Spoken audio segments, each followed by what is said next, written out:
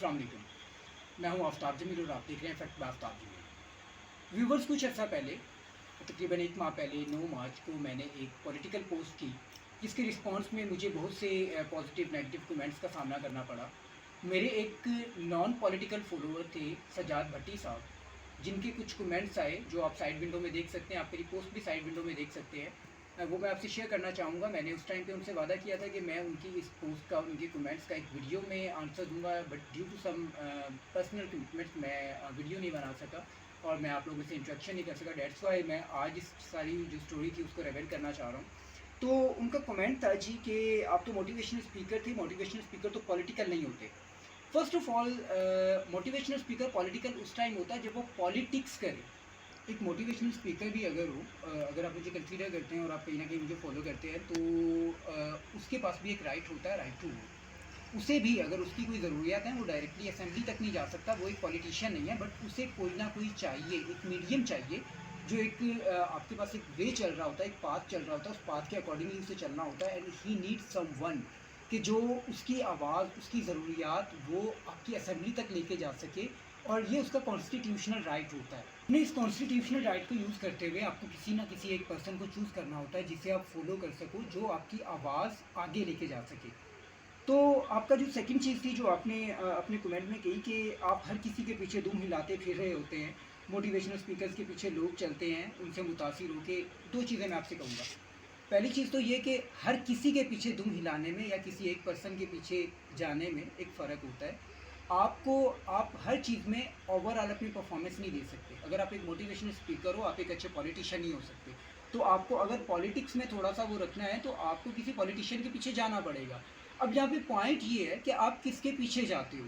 तो I just wanted to tell you कि मैंने चूज़ किया है जो मुझे बेस्ट लगा, और वो बेस्ट क्यों लगा वो मैं आपसे अभी डिस्कस करने जा रहा हूँ। सबसे पहली बात तो ये है कि आपको एक ऐसा बंदा, एक ऐसा अवामी नुमाइंदा चूज़ करना चाहिए जिस तक आपकी एक्सेस हो, और अगर आपके पीछे लग के कुछ लोग उनको फॉलो कर रहे हैं तो हर बंदे की उन तक उतनी ही एक्सेस हो जितनी आपकी हो। आपको दरमियान में मीडियोकर नहीं होना चाहिए। तो मुझे जिनको मैंने चूज़ किया, जिनको मैंने फॉलो करना स्टार्ट किया, उन्हें अपनी 4 से 5 साल की एक उन पे असेसमेंट की, उनको जज किया, उसके बाद मैंने उन्हें स्टार्ट किया फॉलो करना। और क्यों किया ये रीज़न्स मैं आपको बताना अभी स्टार्ट करता हूँ। 1951 में चौधरी इलियास गुज्जर साहब, जिनको आप अभी साइड विंडो में देख सकते हैं, उनकी तस्वीर देख सकते हैं, और साथ में मैं आपसे उनका जो एक हिस्ट्री है वो भी साथ में विंडोज़ में ही शेयर कर रहा हूँ।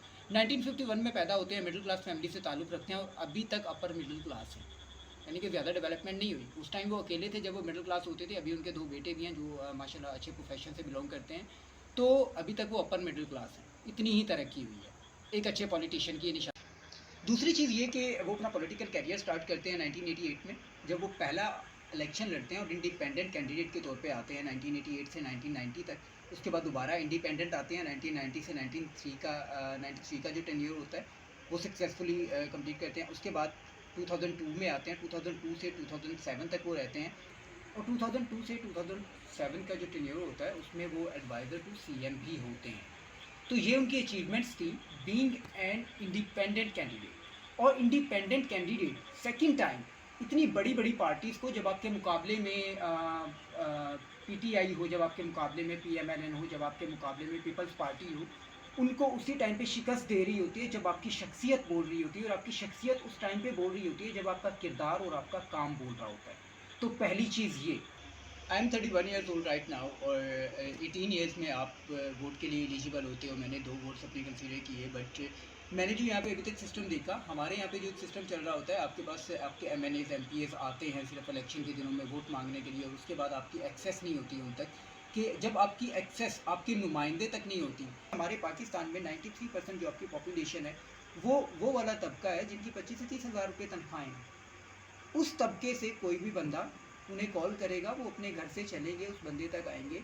हत्ता कि हमारे यहाँ पे जो रिवायती हमारे यहाँ के पहले पॉलिटिशियंस चले आ रहे थे, क्योंकि चौधरी इलियास साहब हमारे हल्के में फ़र्स्ट टाइम आए, उससे पहले के जो चले आ रहे थे, अगर आप अपनी किसी परेशानी में, मसले में भी जाते हैं, उन्हें कॉल करते हैं, तो वो कहते हैं हमारे डेरे पे आ जाए।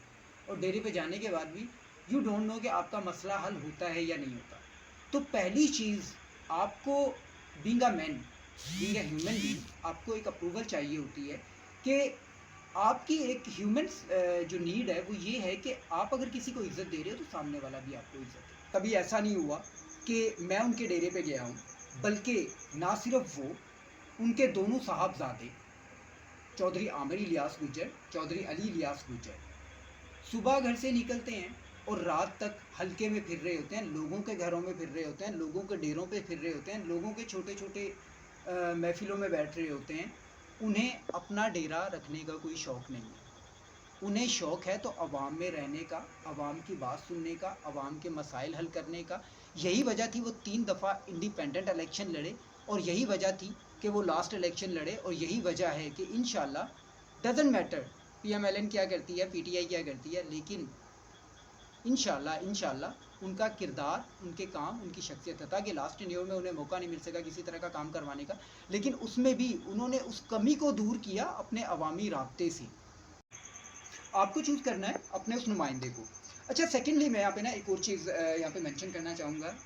1-2 दिन पहले की 1-2 इंसिडेंट्स हैं जो मैं शेयर करूँगा आपसे कि हमारे यहाँ पे ना लॉजिकल सेंस नहीं होती लोगों के पास। आप किसी के भी प्यार में, मोहब्बत में, वो कहते हैं ना मोहब्बत अंधी होती है, तो हमारे यहाँ पे पॉलिटिशियंस की मोहब्बत ने ना लोगों को इतना अंधा कर दिया है कि उन्हें पता ही नहीं है कि हम क्या बोल रहे हैं और किसके लिए बोल रहे हैं। तो पहली चीज़ तो ये कि आप जब किसी को फॉलो करते हैं ना, तो आपके पास उसको फॉलो करने के लिए कोई रीज़न्स होनी चाहिए, कोई लॉजिकल सेंस होनी चाहिए। अब इमरान खान को लोग लीडर कंसीडर करते हैं। मेरा सबसे पहला तज़ाद इमरान खान की ज़ात पे अगर आएँ तो यहीं पे आ जाता है कि वो लीडर नहीं है। लीडर, आपने जो बात की सज्जाद भट्टी साहब, मैं दोबारा से कंसीडर करना चाहूँगा कि आपने खुद मेंशन किया अपने कमेंट में कि लीडर इज़ द पर्सन जिसे फॉलो आपको, मुझे और हम सबको मिलके वो जो एक रिवायती सिस्टम चला आ रहा है कि जब इलेक्शन का टाइम होता है हमारे एमपी आ जाते हैं, हमारे एमएनए आ जाते हैं, जी वोटें दो, और आगे पीछे कोई भी आपको पूछ नहीं रहा होता। अगर आपको उनसे कोई काम पड़ जाता है तो आपको 100 तरह के लोगों से मिलके फिर आप किसी एमपी तक एक्सेस करते हो, उसके बाद भी पता नहीं एमपी आपका काम करता है या नहीं करता। तो सबसे पहले तो मेरा भाई, हमें इस चीज़ को बदलना पड़ेगा। अगर आपने इस्लाह की बात की तो मसलिहतन मैं आपसे ये बात कह रहा हूँ, हम में से हर एक बंदे का फर्स्ट स्टैंड ये होना चाहिए कि आप उस बंदे को चूज़ करो। पार्टी तो बहुत बात की बात है भाई, पीटीआई बहुत बात की बात है, पीएमएलएन बहुत बात की बात है। पीटीआई ने गवर्नमेंट में आके जो पीटीआई के फॉलोअर्स थे, बताएं वो 1 लाख जॉब्स थी और वो करोड़ों घर थे और वो जो सारा सिस्टम था वो कहाँ है? और फॉलो उस बंदे को किया जाता है जिसके वेज डिफाइंड हो। अब आप अगर इमरान खान को फॉलो करने की बात करें तो इमरान खान के पास तो कोई वे ही नहीं है, कोई डेफिनेट वे ही नहीं है जिसपे वो लोगों को लेके चल सके। वो क्या करता है, वो यहाँ से चलता है इधर से यू टर्न, यहाँ से चलता है इधर से यू टर्न। तो आप खुद बताएं कि अगर आपको रास्ता बताने वाला बंदा ऐसा है जिसे खुद रास्ता पता नहीं है, वो आपको हर जगह से जाके कहता है कि नहीं इधर चल दो, अब इधर चल दो, अब इधर से वापस मुड़ आते हैं, अब इधर से वापस मुड़ आते हैं, तो क्या आप ऐसे बंदे के पीछे सफ़र करना चाहोगे?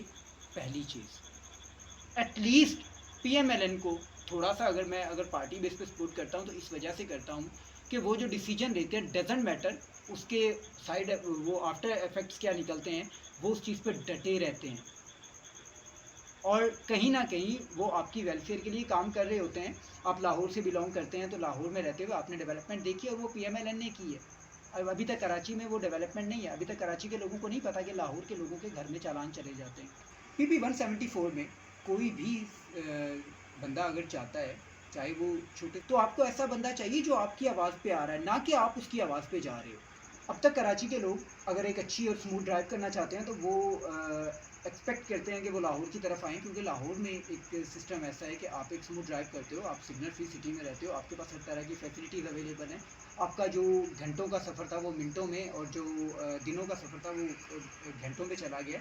आपको ये सारी फैसिलिटीज़ हैं, आपके पास मेट्रोज़ हैं, आपके पास ऑरेंज ट्रेन है, ये सारी फैसिलिटीज़ आपके पास हैं। आप एयर कंडीशन फैसिलिटीज़ में जा रहे हो, ये सारी चीज़ें आपको देने वाली पीएमएलएन है। तो एटलीस्ट जिसने आप अगर बेस्ट को चूज़ करते हो ना, तो बेस्ट पीएमएलएन है।